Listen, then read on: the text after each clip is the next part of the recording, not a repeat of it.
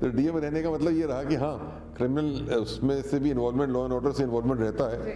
एक वो आपका काम ही है कि आप क्रिमिनल जस्टिस सिस्टम को ठीक से चलाएं और क्रिमिनल के खिलाफ कार्रवाई हो। वो हमने कि वहाँ का माफिया राज खत्म करेंगे और गुंडागर्दी खत्म कराएंगे। क्या को इंडिया टुडे जैसी प्रतिष्ठित मैगजीन ने भी हम लोगों के बारे में पूरा आर्टिकल अपनी मैगजीन में लिख के उस समय में याद है छापा था। देखिए, करीब रहने की बात तो ये होती है ना कि जब अधिकारी किसी के साथ काम करता है तो उससे उस करीब उसको हो ही जाता है।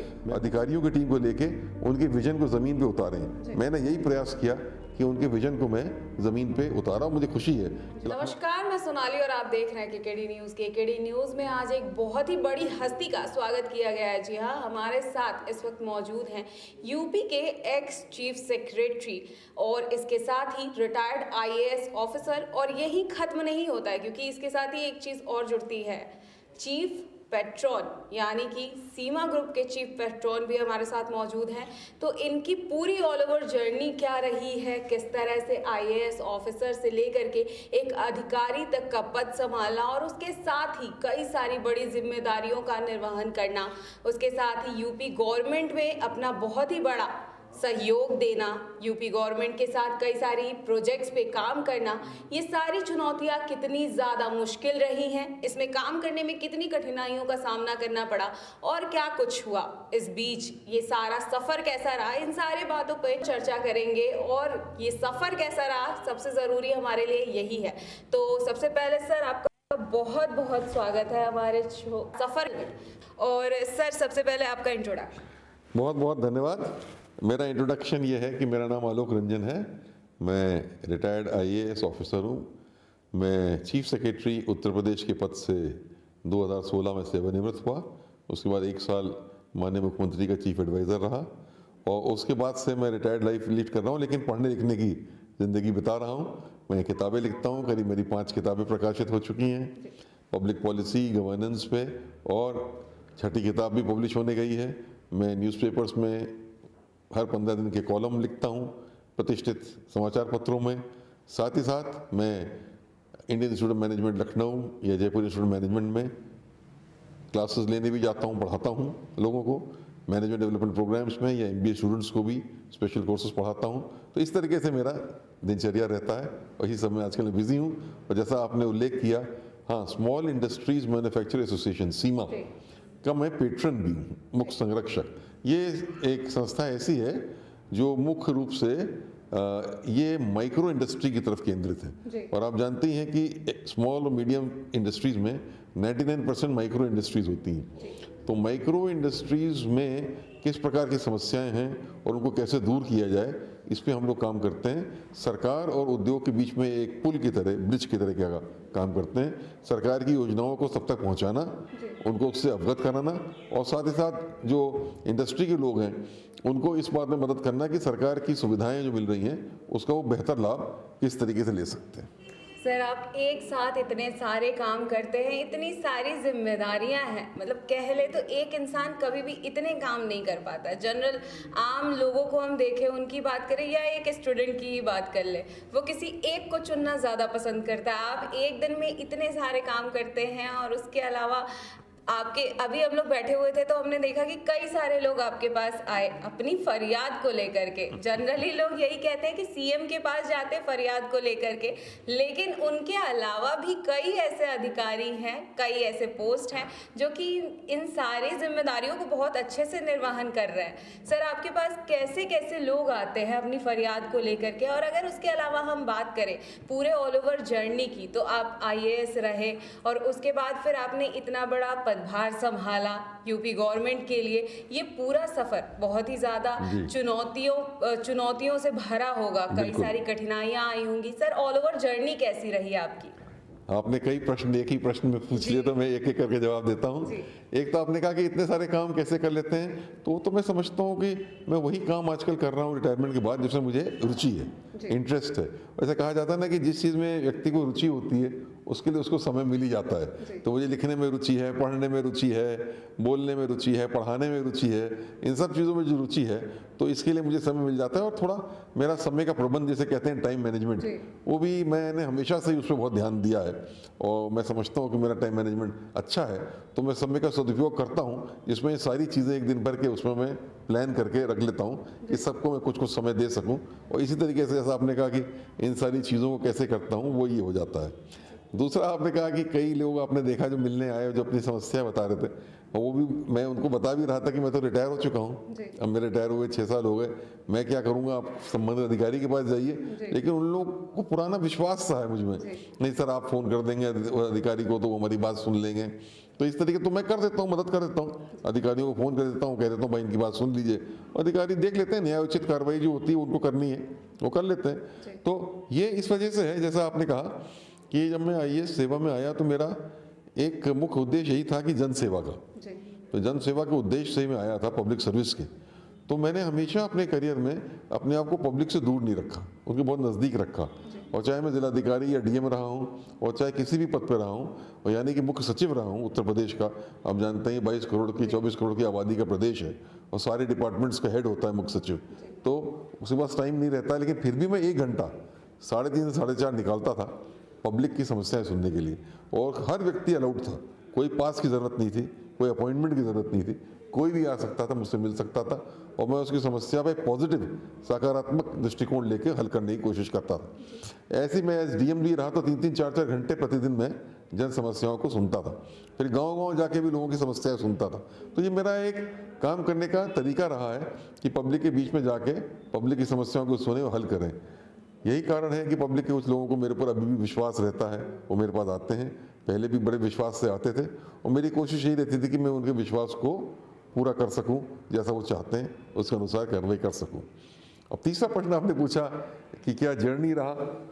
अब देखिए मैं पहले तो मैंने इकोनॉमिक्स में ऑनर्स किया था दिल्ली यूनिवर्सिटी से, सेंट स्टीफेंस कॉलेज में, और फिर मैं सिलेक्ट हो गया था एमबीए के लिए IIM अहमदाबाद में, जो आप जानते हैं सबसे प्रतिष्ठित मैनेजमेंट इंस्टीट्यूट है भारत का।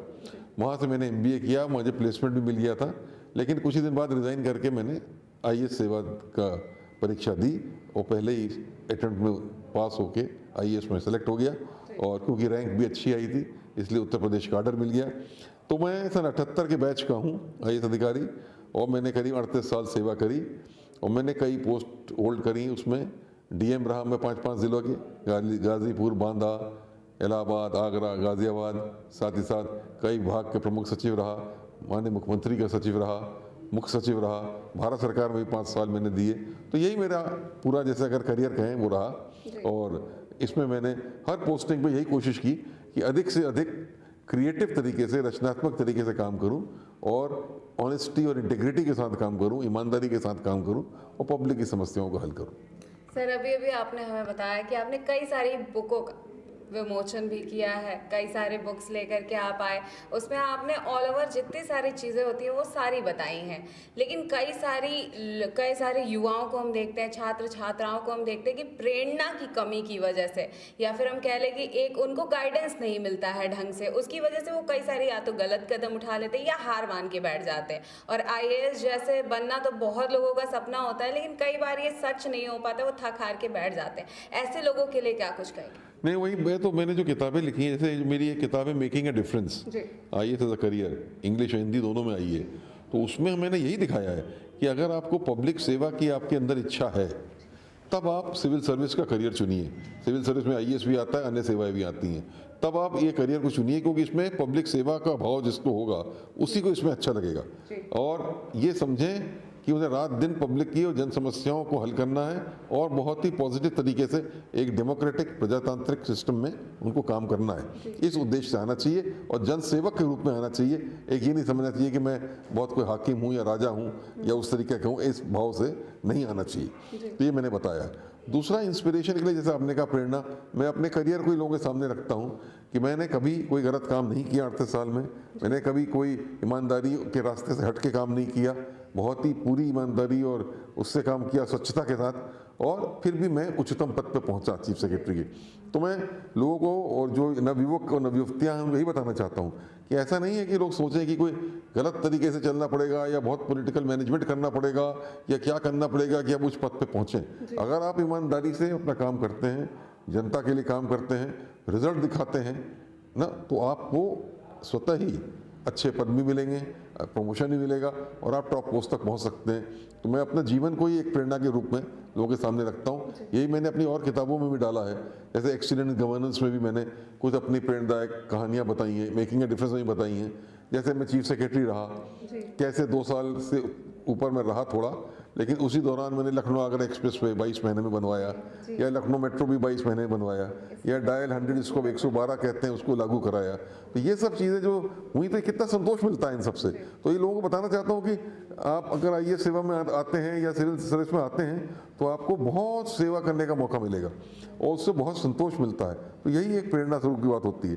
और हाँ, जो सफल नहीं हो पाता है उसको ये नहीं सोचना चाहिए कि जीवन वो हो गया, व्यर्थ हो गया, क्योंकि बहुत सब मौके हैं ज़िंदगी में, बहुत सी ऐसे करियर अपॉर्चुनिटीज़ हैं जिसमें आप बहुत अच्छा कर सकते हैं। अगर आईएएस या सिविल सर्विस में नहीं हुआ तो आप दूसरे करियर में निकल जाइए, बहुत कॉर्पोरेट सेक्टर में चले जाइए, बिजनेस खोल लीजिए, एंटरप्रेन्योर बन जाइए, और तमाम टेक्नोलॉजी क्षेत्र में काम है, मैनेजमेंट क्षेत्र में काम है, तमाम टीचिंग का जॉब है, जर्नलिज्म का करियर है, तमाम करियर आपके, मीडिया है, तमाम है।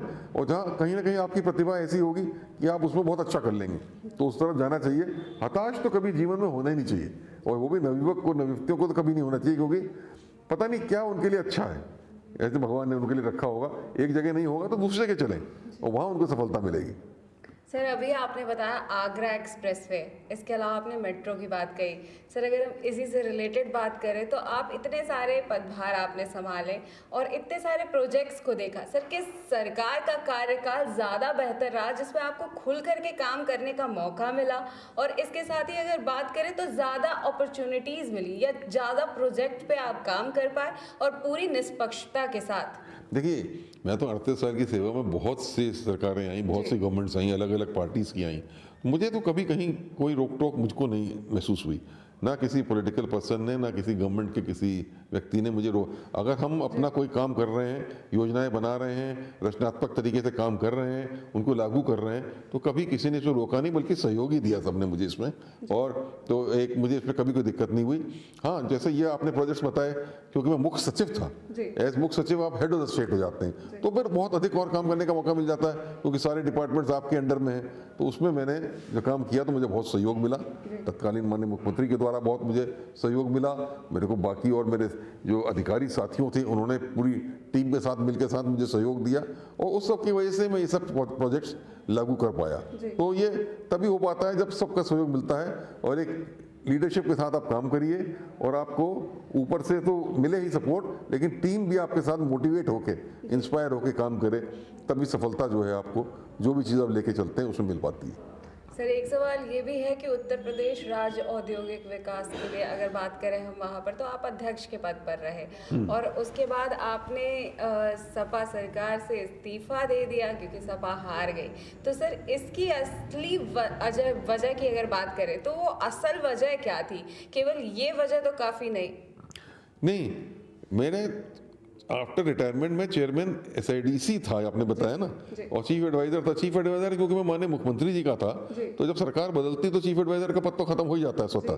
चीफ एडवाइजर का जो पद होता है वो उस या एडवाइजर का पद होता है वो उस मुख्यमंत्री जी के साथ ही जुड़ा हुआ होता है। तो जब अगर मुख्यमंत्री जी बदलते हैं तो पद अपने आप खत्म हो जाता है। रही बात चेयरमैन एसआईडीसी की, तो इसमें तो मैं कहना चाहूँगा कि जो जैसे नई सरकार आती है, जो ये सरकार भी आई, तो उन्होंने अपना पहले कुछ ही दिनों के बाद ये आदेश किया कि जितने भी लोग चेयरमैन के पद पे हैं वो सारे पद तत्काल रूप से समाप्त कर दिए जाते हैं। और उन्होंने कहा अब नए सिरे से हम लोगों को अपॉइंट करेंगे। यह सरकार का अधिकार है, सरकार का बिल्कुल अधिकार है, सरकार ऐसा कर सकती है। तो सरकार ने वो आदेश किया, तो उससे मेरा जो इंडस्ट्रियल डेवलपमेंट कॉर्पोरेशन का चेयरमैनशिप थी वो भी स्वतः उसके साथ ही समाप्त हो गई। तो ये अपने आप ही प्रक्रिया में इसमें समाप्त हुई। लेकिन मैं ये जरूर कहना चाहूँगा कि औद्योगिक विकास का बहुत स्कोप है उत्तर प्रदेश में, और उत्तर प्रदेश को औद्योगिकरण की तरफ बढ़ना चाहिए। और अभी मैं देख रहा हूँ कि पहले से हमारे ज़माने में भी बहुत इन्वेस्टमेंट मीट्स हुई थी, अब भी इन्वेस्टमेंट मीट्स हो रही हैं। अगर ये वास्तव में इन्वेस्टमेंट मीट्स का जो काम है ये ज़मीन पे उतर जाए, क्योंकि इसमें बहुत मेहनत करनी पड़ेगी अधिकारियों को ज़मीन उतारने के लिए, अगर उतर जाए तो उत्तर प्रदेश का एक विकास को दिशा जरूर मिलेगी, क्योंकि हम एक कृषि प्रधान प्रदेश हैं। लेकिन जब तक हम कृषि से मैन्युफैक्चरिंग की तरफ या उद्योग की तरफ नहीं बढ़ेंगे तो प्रति व्यक्ति आय भी नहीं बढ़ेगी और हमारी क्वालिटी ऑफ लाइफ जो लोगों की है उसमें भी सुधार नहीं आएगा। सर एक सवाल ये भी है कि आप इतने दिनों तक कार्यरत रहे, आईएएस रहे, इस दौरान कई सारे ऐसे लोग आपको मिले होंगे कि जो आपके जीवन में या तो कोई संदेश देकर के गए होंगे या आपको उनकी कोई घटनाएं बहुत याद होंगी। सर कोई ऐसा अमिट छाप, कोई ऐसा इंसान आपको मिला जिसने आपको अपने ऑल ओवर जिंदगी की जो घटनाएं हैं उसको याद रखने पे मजबूर कर दिया हो? नहीं, देखिए बहुत से लोग मिलते हैं जो मैंने देखा कि भाई अधिकारियों में एक से एक मुझको नेतृत्व मिला, जो हमारे सीनियर रहे, बॉसेस रहे, वो बहुत प्रेरणादायक रहे, बहुत अच्छे रहे। मेरे बॉसेस में श्री योगेंद्र नारायण जी रहे, मैं उनको याद करता हूँ। उन्होंने दिखाया किस सरलता के भाव से पब्लिक की समस्याओं को हल किया जाता है, कैसे हर सिचुएशन में पॉजिटिव रहा जाता है, वो रहे। उनसे मैंने सीखा। वो जो चीफ सेक्रेटरी भी रहे, डिफेंस सेक्रेटरी भी रहे भारत सरकार के। मेरे जगदीश खट्टर साहब मेरे बॉस थे, जो अब दुनिया में नहीं रहे। वो मारुति उद्योग के मैनेजिंग डायरेक्टर रहे बाद में। मैंने उनसे ही बहुत सीखा। उन्हें दिखाया कमर्शियल अंडरटेकिंग को कैसे उसमें अंदर काम किया जाता है और कैसे रिजल्ट्स और आउटकम्स जो हैं वो हर हालत में सिचुएशन में दिए जाते हैं, उसकी तरफ किस तरीके से बढ़ना चाहिए एक अधिकारी को, एक मैनेजर को, वो उनसे सीखा। तो मैंने अलग अलग अधिकारियों से बहुत कुछ सीखा। तत्कालीन कैबिनेट सेक्रेटरी थे बीके चतुर्वेदी साहब, मेरे बॉस थे। उनसे मैंने सीखा कैसे डिटेल में जाके एक एक चीज़ की बिल्कुल डिटेल में जाके मॉनिटरिंग करने से जो है आपको ग्रिप मिल जाती है पूरे प्रशासन पे और पूरी योजनाओं पे। वो मैंने उनसे सीखा और किस तरीके से कड़ी मेहनत करने से ही जो है वो रिजल्ट मिलता है। मेहनत के अलावा कोई दूसरा रास्ता नहीं है, आपको कड़ी से कड़ी मेहनत ही। तो एक से एक बॉसेस रहे साथ साथ। और मैंने देखा कि मेरे साथ कुलीग्स भी रहे और अधिकारी भी रहे, एक से एक रचनात्मक और अच्छे अधिकारी रहे, और उनसे बहुत कुछ मैंने सीखा भी और बहुत कुछ पाया भी। सर ये तो अधिकारियों की बात हो गई, लेकिन हम तो अपराधियों और कैदियों की बात कर रहे हैं। अपराधी कैदियों से मेरे को क्या मतलब? हम कोई पुलिस सेवा में तो है नहीं। हम मजिस्ट्रेट जरूर रहे, डीएम रहे।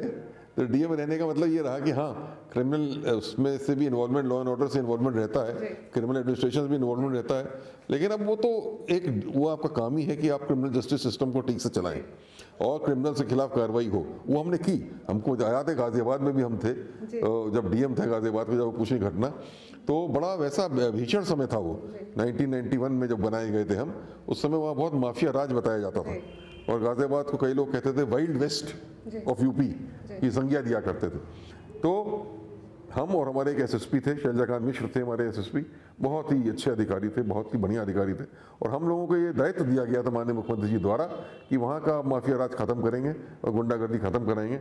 और हम लोगों ने जो 1 साल काम किया, बहुत अच्छी कार्रवाई करी हम लोगों ने। यहाँ तक हो गया था कि जो लोग अपने घर बंद कर करके चले गए थे हरियाणा या दिल्ली, वो लौट आए, प्रॉपर्टी के दाम फिर से बढ़ गए। वहाँ एक अमन और चैन की स्थिति वहाँ पैदा हो गई और जितने माफिया थे और जब्ते गिरोह थे सबको हम लोगों ने बंद किया। तो ये जैसे आपने कहा क्या क्या चीज़ें याद आ जाती हैं कभी कभी, तो ये याद आ जाता है ज़रूर कि उसमें काम किया। को इंडिया टुडे जैसी प्रतिष्ठित मैगजीन ने भी हम लोगों के बारे में पूरा आर्टिकल अपनी मैगजीन में लिख के उस समय में याद है छापा था कि कैसे गाजियाबाद की माफिया समस्याओं को 2 अधिकारियों ने हल किया है। तो ये बहुत बड़ी बात है, क्योंकि उस समय पर इतना कर पाना भी शायद किसी अधिकारी के लिए बहुत मुश्किल होता था, क्योंकि उस टाइम पे माफिया राज ज़्यादा होता था, वो ज़्यादा सत्ता को अपने कब्जे में किए रहते थे। तो एक आईएएस आए और फिर दूसरे का सहयोग मिला और इतना बड़ा एक पूरे के पूरे प्रदेश को सही करना बहुत बड़ी बात है। सर इसके अलावा अभी आपने थोड़ी देर पहले अधिकारियों की बात की। सर अखिलेश यादव जी की बात करें अगर, तो आप उनके सबसे ज़्यादा करीब रहे और उनकी योजनाओं के बारे में अगर बात करें, योजनाओं को भी आपने बहुत करीब से जाना।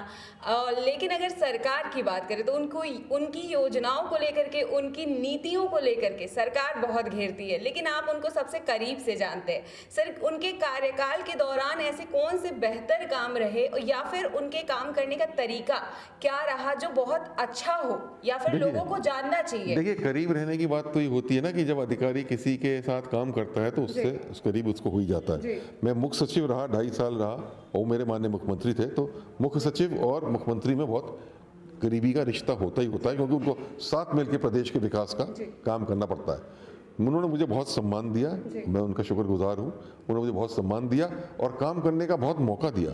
उनके बारे में मैंने देखा, उनका एक विजन था, विकास के बारे में एक विजन था हमेशा, और उन्होंने चाहा कि हम अधिकारियों की टीम को लेके उनके विजन को ज़मीन पे उतारें। मैंने यही प्रयास किया कि उनके विजन को मैं ज़मीन पे उतारा। मुझे खुशी है कि लखनऊ आगरा एक्सप्रेस वे भी उनका विजन था, लखनऊ मेट्रो भी उनका विजन था, डायल 100 भी उनका विजन था, इकाना स्टेडियम जहाँ क्रिकेट के मैच हो रहे हैं वो भी उनका विजन था, कैंसर अस्पताल था, जनेश्वर मिश्रा पार्क था, तमाम और ऐसी योजनाएं थी जिसको हम लोगों ने उठा के विजन को रियलिटी में कन्वर्ट किया और काम किया। तो स्वतंत्रता बहुत देते थे वो काम करने की। जैसे आपने कहा क्या चीज़ है, स्वतंत्रता देते थे, विश्वास देते थे पूरा। उन्होंने पूरा विश्वास दिया, पूरी स्वतंत्रता दी, जिसकी वजह से मैं, और कोई इंटरफेरेंस कहीं और हस्तक्षेप कहीं भी किसी से भी का नहीं था मेरे काम में।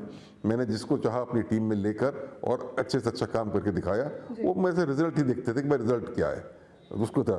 तो ये कहूँगा सहयोग बहुत मिला, और उनकी नेतृत्व क्षमता की वजह से ही मैं भी आगे बढ़ के और काम कर सका, और बड़ा संतोष मिला ये सब काम करके। तो सर एक सवाल एक ये भी है कि आप सीमा ग्रुप की बात करते हैं, आप उनसे कब से जुड़े और मुख्य तौर पर किस किस तरह के लोग वहाँ पर काम करते हैं, उनको किस तरह के काम कराए जाते हैं और कितनी सारी योजनाओं से जोड़ा जाता है, क्या कुछ कार्य प्रणाली रहती है वहाँ पर, और आप कब से जुड़े हैं? देखिए, मैं तो रिटायरमेंट के बाद जुड़ा। जी।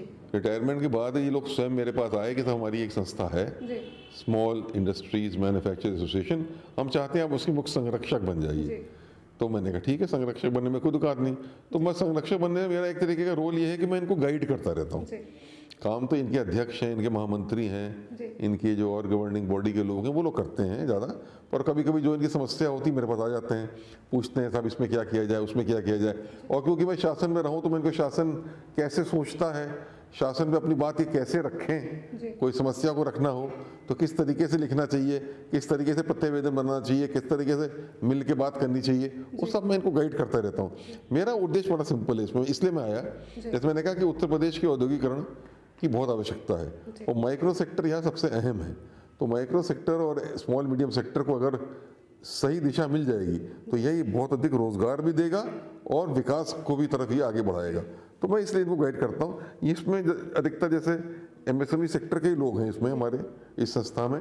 हमारे चैप्टर्स कानपुर में हैं, बनारस में है, मुरादाबाद में है, नोएडा में है, 4 जगह तो चैप्टर खुली गए, और भी जगह चैप्टर खोलने की तैयारी है।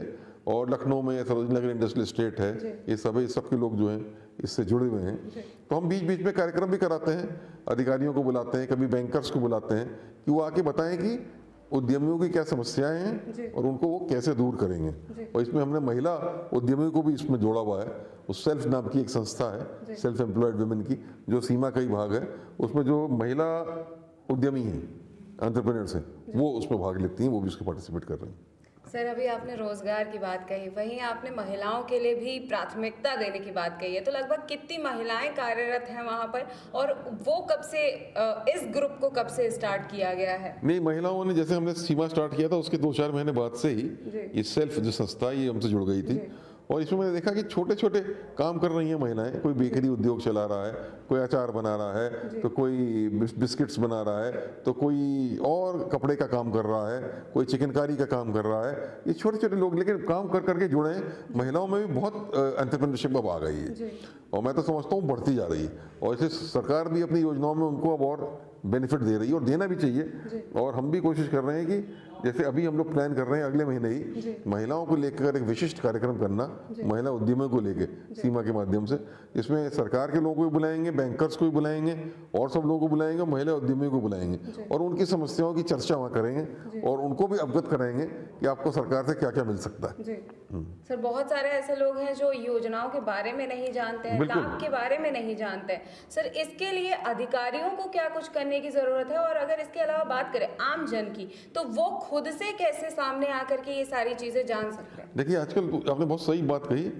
सरकार की योजनाएं, जैसे एमएसएमई सेक्टर को ही ले लीजिए, भारत सरकार की हो, प्रदेश सरकार की हो, बहुत अच्छी अच्छी तमाम योजनाएं हैं और रही हैं, हमेशा से रही हैं, ऐसा नहीं है।